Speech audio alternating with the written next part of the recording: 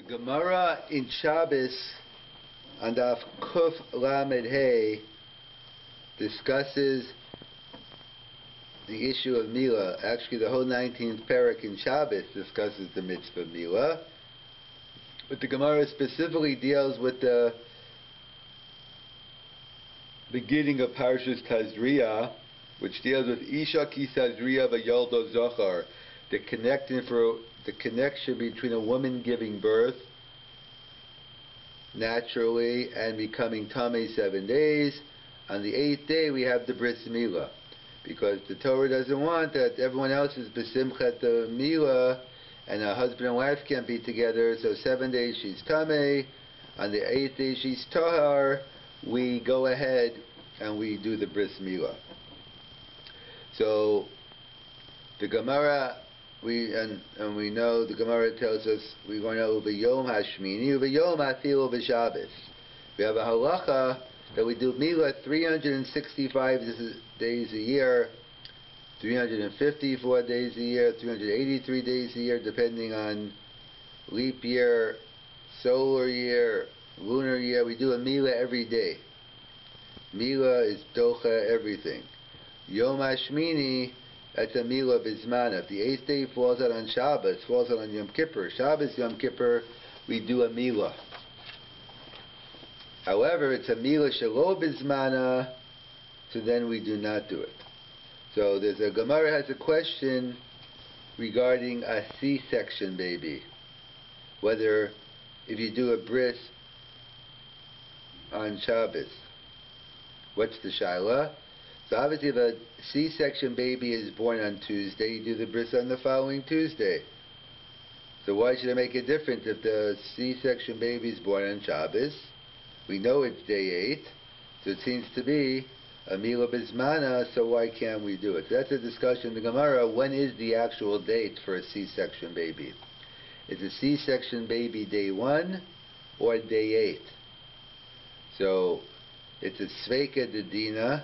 What the Gemara goes through the issue, whether, Avram Avinu did the bris on day 8 and there was no din of Tumah, so even without Tumah V'Taira. And others say, Sinai Ba, when the Torah was given, Nishtana Halachas. That's a discussion. The Gemara is Sveika Dedina, whether it's day 1 or day 8. So what do? We do it on day 8, because if day 1 is it, day 8 works. But if day 8 is it, you do day 1. A Milah Kodem Zman is a no-go. You have to go ahead and do a Hatafas Dam Bris. So therefore, we say you do it. So they point out that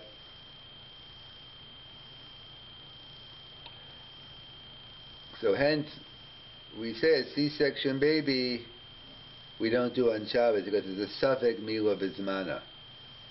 Similarly to the classical Ben Hashmash's baby. If the baby is born Friday between sunset and nightfall. So if you're born before sunset, so you do the bris on the following Friday. If you're born after nightfall, you do the bris on the following Shabbos. But if you're born in between Ben Hashmash's, so then you can't do it on Friday because maybe it's only day 7. And you can't do it on Shabbos because maybe really it's day 9, maybe really, and therefore it's a Milah. So it's a case like C-section, a Safek Milah Shelo for different reasons, but it's a Safek Milah Shelo Bizmana, and therefore that is not Docha Shabbos, which raises the poskim to a very contemporary question. The Gemara in Chagiga and Tez Zayin Amid Aleph discusses the implications of bathhouse insemination. That a person, it's a whole discussion whether it really existed or not, but they talk about it, that a woman came in after the man and she became pregnant. The Gemara gets into, because the Kohen Gadol married this woman because she still have a din, because she didn't have any relation, so she still have a din of a besul on that. So that's a discussion in the Gemara. Comes along Rabbeinu Chanano and says this was a miraculous act.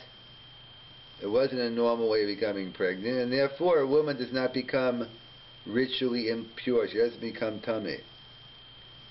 because it doesn't meet the criteria we set up of Isha Kisazriya V'Yolda Zacha. So we see Rabbi Chananel calls this a miraculous birth, and therefore it doesn't meet, and therefore hence a woman's not tummy. If a woman's not tummy, it would come out that someone who is like a C-section baby, therefore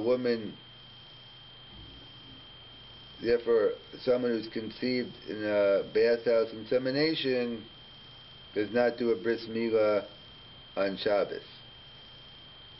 So what's the pshat in Rabbeinu Chananel? What does he mean? That this is a miraculous act and a woman doesn't become tummy leda. So Rav Shlomo Zalman Auerbach in the Mincha Shlomo has two possibilities. What he means is, since the conception occurred miraculously, that's why.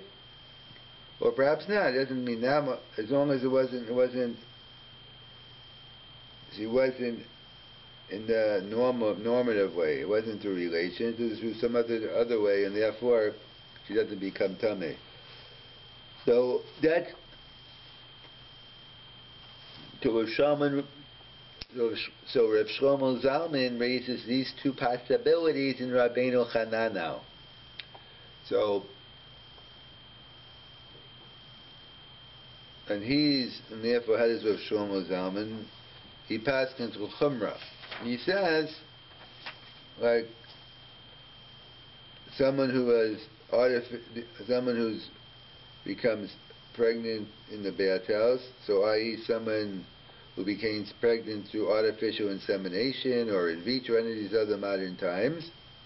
Therefore, the woman does not become ritually impure at birth, since this is a big chiddush, Rabbeinu Chananel, because the Gemara, when it talks about not becoming tamei leida, that's the birth, a C-section. So the Gemara focuses on the birth, but the chiddush of Rabbeinu Chananel is we even care about the inception, because perhaps one could argue that what's the difference how they conceive? The bottom line, if you're coming out normally and blood's coming out from that area, then you should be tamei leida. So that's the chiddush of Rabbeinu Chananel. The number one we follow Rabbeinu Chananel, and that he extends it to the conception, not the birth. So Rav Shlomo Zalman says you shouldn't do a bris milah on Shabbos. So that is also the opinion of Rav David Black and Rav Hershel Schachter. All these types of in vitro and other types of, one should not do the bris on Shabbos, because maybe it's kind of like a C-section, that maybe you're not chayav to wait to day 8, and therefore it's no longer a milah b'zmana. However, the Avadia Yosef isn't concerned. He writes in the Yalki Yosef that one may perform a bris milah on Shabbos, even that a baby was conceived by in vitro fertilization, artificial insemination, all the different types of modern techniques. So that's the yesod, that Isha Kisazriya V'Yolda Zacha. The whole issue is whether Tumas Leid is dependent on Isha Kisazriya in the normative way, and anything other than that isn't, or no, it's not. It's limited to miraculous things like a bathhouse insemination, but artificial insemination, not miraculous. I mean, everything's an ace, as the Ramban writes. That the only difference between nace and teva is one happens all the time, one happens once in a while. But fundamentally, it's all a nace.